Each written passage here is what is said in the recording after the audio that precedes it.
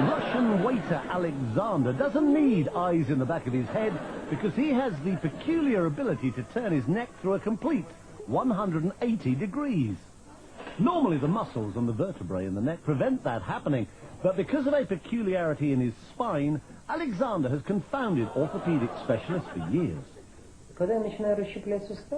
Many years ago, I started doing gymnastics, he says. That's when I noticed that my vertebrae seem to be very flexible and that I can turn my head farther than normal. I worked at it little by little, going a little farther each time, and one day I was able to turn my head all the way around.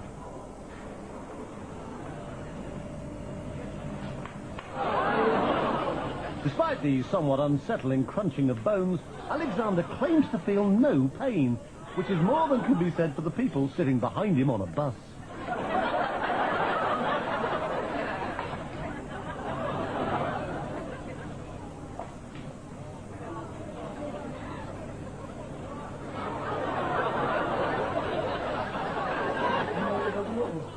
When I do it, it takes energy out of my whole body, he says. It requires 100% concentration. This may sound silly, I know, but in that moment, I don't feel like myself. It's as if I were another person whose body is filled with some kind of energy. I've been a radiologist for more than 30 years, he says, but I've never seen anything like it. Alexander is extremely flexible, no doubt about it. However, I suspect that it's a congenital ability. It's not something anyone could learn or train for. On the contrary, if someone else were to try it, they would surely break their neck. For me, it's absolutely normal and doesn't hurt at all.